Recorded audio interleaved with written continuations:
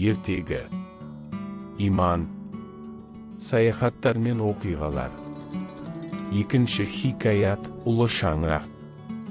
Биік төбелері, жайлы бөлмелері және сықырлаған ағаш едендері бар кең үйде Иман өзінің адал досы, шоколад түсті такса Харумен бірге тұрды. Бұл үй әрдайым адамдарға толы әрі жылы болатын. Үйдің өзі тірі сияқты еді. Күн сайын онда әңгімелердің сыбдыры, ас үйдегі ыдыс-аяқтардың сыңғыры, күлкі және музыкалық орталықтың баяу әуені естілетін.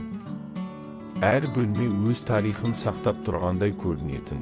Атасының кабинетінде ескі кітаптар мен құжаттар жатса, үлкен қонақ бөлмеде әрдайым шай мен жаңа піскен бауырсақтың иісі тұратын.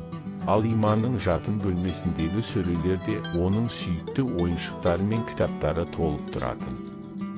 Ас үйде әрдайым апасы басшылық еткен жерде ерекше жайлылық сезілетін. Апасы үлкен шеберлікпен түрлі тағамдарды әзірлейтін, олардың хош иісі бүкіл үйді толтыратын.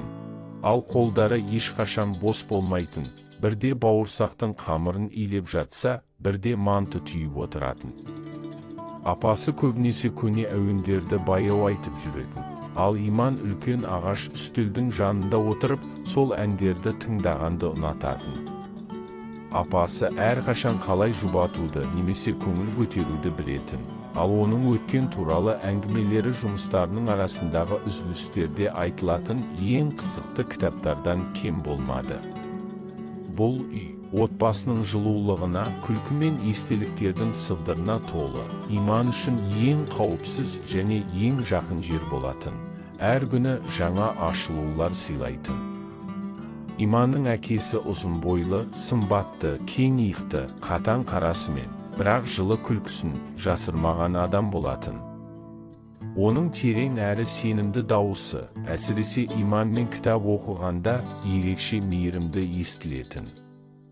Олар бірге ертегілерді, шытырман оқиғалар туралы әңгімелерді немесе даналыққа толы аңыздарды оқитын.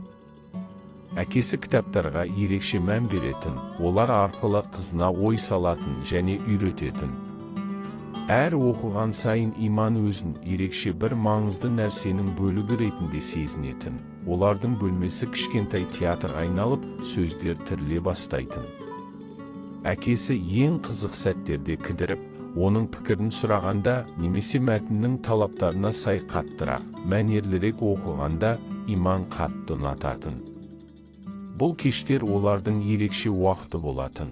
Ал әкесі жұмыспен кетсе, Иман асыға оның қайтуын күтіп, тоқтаған жерден кітапты жалғастырғысы келетін.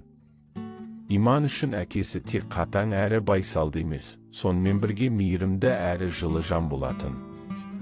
Оның арқасында Иман ертегілер мен оқиғаларды жақсы көре бастады. Олар оған бір күні өзі шынайы өмірде бастан кешіретін шытырмандардай көрінетін.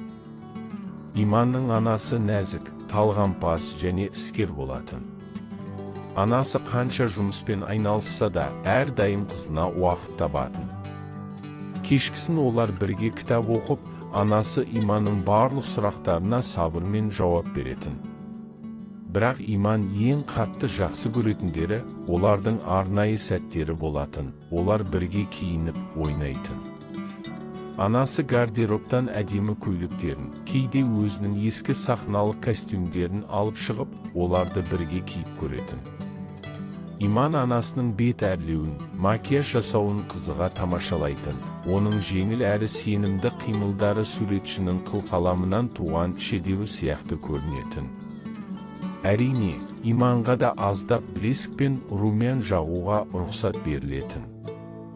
Бұл олардың ерекше рәсімі болатын.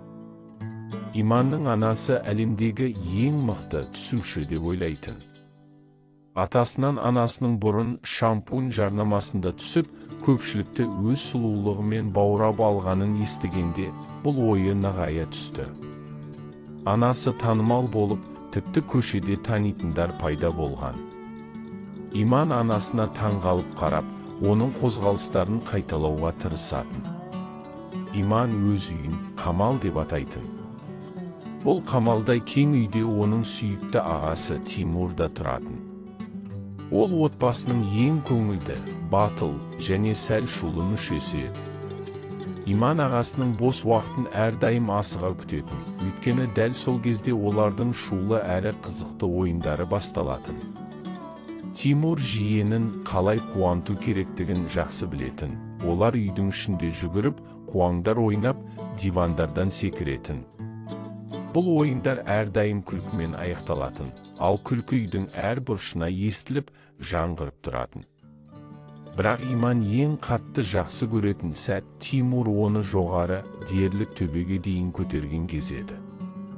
Сол сәтте оның жүрегі бір сәтке тоқтап қалғандай болып, ал көңілі шаттыққа толатын. «Тимур, тоқтат!» деп апасы ас үйден айғайлап, қолындағы орамалды бұлғап отыратын. Амина кішкентай кезінде папаң оны Ригельге соғып алғанын ұмыттың ба? Бірақ Тимур тек күліп, бәрі бақылауда екенін айтатын. Ал Иман бұл олардың ерекше ойынның бір бөлігі екенін білетін, және өзін әлемдегі ең бақытты қыздай сезінетін. Тимурдың бөлмесі нағыз қазына сандығындай болатын. Онда әрдайым жартылай қараңғылық орнап, байкер былғарысының, бензиннің және ерлердің хош иісінің ерекше иісі сезіліп тұратын. Бөлменің бұрышында үлкен Ямаха мотоциклі тұратын, оның металл бөлшектері жарқырайтын. Терезе алдында жалт-жұлт еткен шлемдер тізіліп тұратын, ал киім ілгіште шынжырлармен, нашивкалармен және қапсырмалармен безендірілген былғары күртелер ілулі болатын. Бұл бөлме Иман үшін сиқырлы әрі құпиялы болып көрінетін.